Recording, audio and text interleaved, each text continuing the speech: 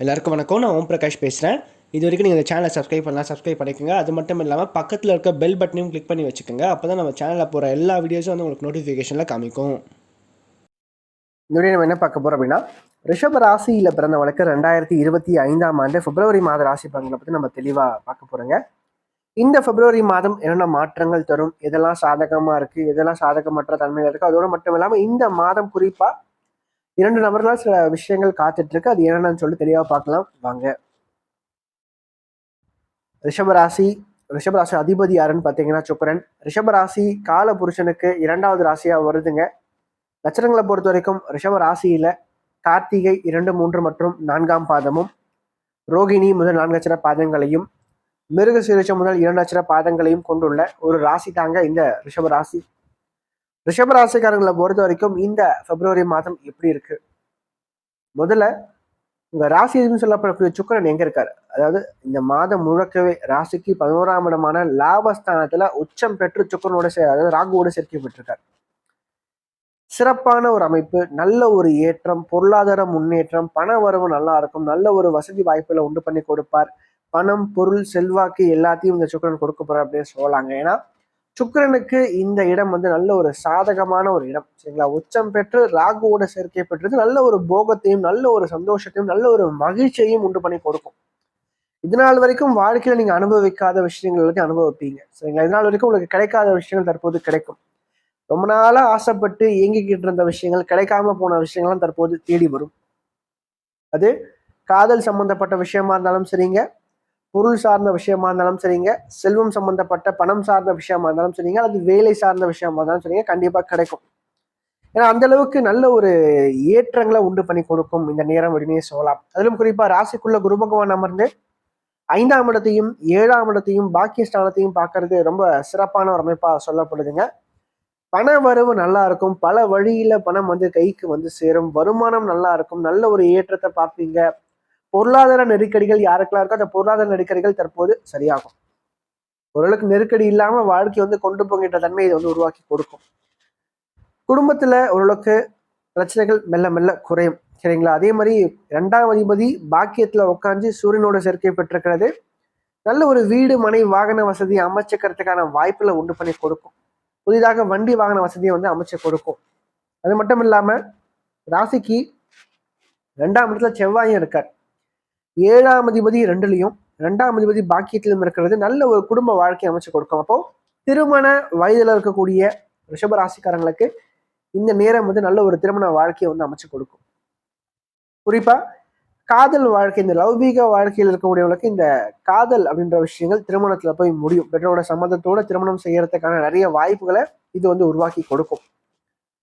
அதோட மட்டும் இல்லாம ராசிக்கு 5ஆம் இடத்துல கேது இருக்கார். கேது 5ஆம் இடத்துல இருந்து குருவுடைய பார்வையில் இருக்கிறதும் சுக்கிரனுடைய பார்வை வாங்கி இருக்கிறதும் சிறப்பு. திருமணமான பெண்களுக்கு, அதாவது ரிஷபத்துல பிறந்த திருமணமான பெண்களுக்கு யாருக்கெல்லாம் இந்த குழந்தை பிராப்தி அப்படின்ற விஷயங்கள் ரொம்ப காலதாமதம் ஆயிட்டு இருக்கு அப்படின்றவங்களுக்கு தற்போது கிடைக்கும். குழந்தை பாக்கியம் நிச்சயமா உறுதியா கிடைக்கும். ஆனா சுய ஜாதகத்துல அதற்கான அமைப்பையும் நம்ம பொருத்தி பார்க்கணும். ஏன்னா கோச்சாரம் ஓரளவுக்கு சப்போர்ட் பண்ணும் 30%, சுய ஜாதகம் 70% சப்போர்ட் பண்ணும். ரெண்டுமே இணைச்சுதான் நம்ம 100% பலன்களை சொல்ல முடியும். அந்த வகையில பார்க்கும்போது சுய ஜாதகம் ஒத்து போகணும், தற்போது கோச்சாரம் ஓரளவுக்கு சப்போர்ட்டிவா இருக்கு அப்படின்னு சொல்லலாங்க. ஓரளவுக்கு அதிர்ஷ்டம் சம்பந்தப்பட்ட விஷயங்கள் கை கொடுக்கும்.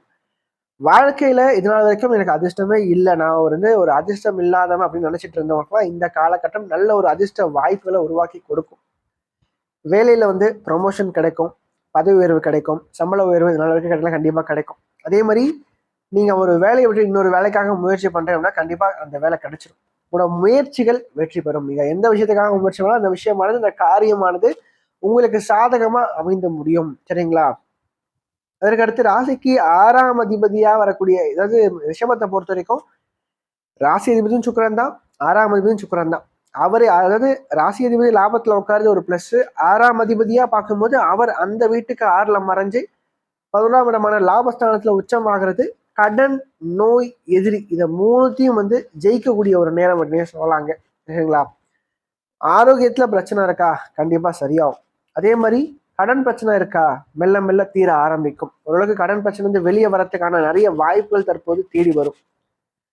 உங்களோட வாழ்க்கையில உங்களுக்கு இருந்து வந்த எதிர்ப்புகள், பிரச்சனைகள், தோல்விகள், மனஸ்தாபம்லாம் மெல்ல மெல்ல சரியாக ஆரம்பிக்கும். எதிரிகள் தொல்லைகள் ஒழியும். எதிரிகளை ஜெயிச்சு காமிப்பீங்க. சரிங்களா? உங்களுக்கு எதிரா போனவங்க, உங்களுக்கு எதிரியா மாறினவங்க, நண்பர்களா இருந்து எதிரியா மாறினவங்க எல்லாருக்கு முன்னாடியும் நீங்க சாதித்து காமிப்பீங்க அப்படின்னே சொல்லலாங்க. அதற்கான நிறைய வாய்ப்புகள் தற்போது தேடி வரும். ஏன்னா அடுத்து வரக்கூடிய சனி பெயர்ச்சி ரிஷபத்துக்கு ஒரு பொன்னான ஒரு காலகட்டத்தை ஏற்படுத்தி கொடுக்கும். அதாவது 30 வருஷத்துக்கு அப்புறம் சனி வந்து லாபஸ்தானத்துக்கு வராருங்க. நிச்சயமா வாழ்க்கையில நல்ல ஒரு ஏற்றம், நல்ல ஒரு செல்வ செழிப்பு, நல்ல ஒரு பொருளாதார முன்னேற்றத்தை உண்டு பண்ணி கொடுப்பார்.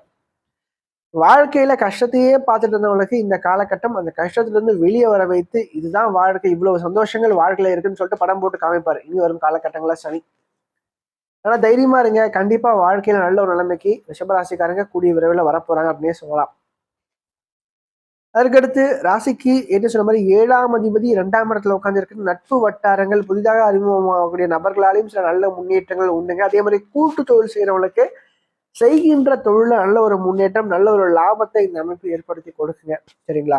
அதுக்கடுத்து லாபாதிபதி ராசிக்குள்ள, அதாவது குருவோட வீட்டுல சுக்கரன் இருக்காரு. சுக்கரனுடைய வீட்டுல குரு பகவான் அமர்ந்திருக்கிறது ரொம்ப உன்னதமான ஒரு நிலை. சரிங்களா? ரொம்ப நாளைக்கு அப்புறம் இந்த காலகட்டம் வருது. சரிங்களா? அந்த வகையில பார்க்கும்போது நல்ல ஒரு ஏற்றம், நல்ல ஒரு முன்னேற்றம், மனசுல ஓரளவுக்கு நிம்மதி, சந்தோஷம் அதிகரிக்கும். தெளிவா யோசிப்பீங்க, தெளிவா இருப்பீங்க. நிறைய தான தர்மங்கள் அதிகமா செய்வீங்க. புண்ணியத்தை சேர்த்து வச்சுப்பீங்க. ஏன்னா 5ஆம் அதிபதி பாக்கியத்துல உட்கார்ந்து இருக்கிறது சிறப்பு தான். என்ன இருந்தாலும் சரி. சரிங்களா? கூட சூரியனும் சேர்ந்து இருக்கிறது இன்னும் சிறப்பு.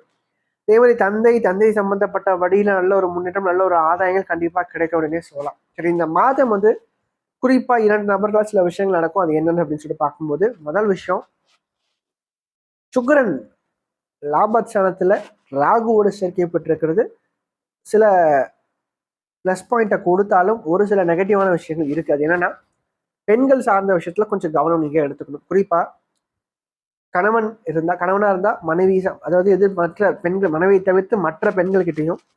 ஏன்னா சுக்கிரன் அப்படின்றவர் காமம், போகத்துக்கு அதிபதியா வரக்கூடிய கிரகம். அவர் ராகுவோட சேர்ந்து உச்சம் பெற்று லாபஸ்தானத்துல உட்காரும் போது அதிகமான போகம், அதிகமான காம எண்ணங்கள், அதிகமான காமம் சார்ந்த சிந்தனைகளை உண்டு பண்ணி கொடுப்பார். அதனாலேயே வந்து தவறு செய்யக்கூடிய ஒரு தன்மையை உண்டாக்கி கொடுத்துருங்க. அதனால வந்து எதிர்பாலம் சம்பந்தப்பட்ட நபர்கள்கிட்ட கொஞ்சம் நீங்க கவனமா இருந்துக்கணும். சரிங்களா? ரெண்டாவது, இந்த மாதத்தின் 2வது பகுதியில ராசிக்கு 10ஆம் இடத்துல சனியும் சூரியனும் சேர்க்கை பெற்றிருப்பாங்க.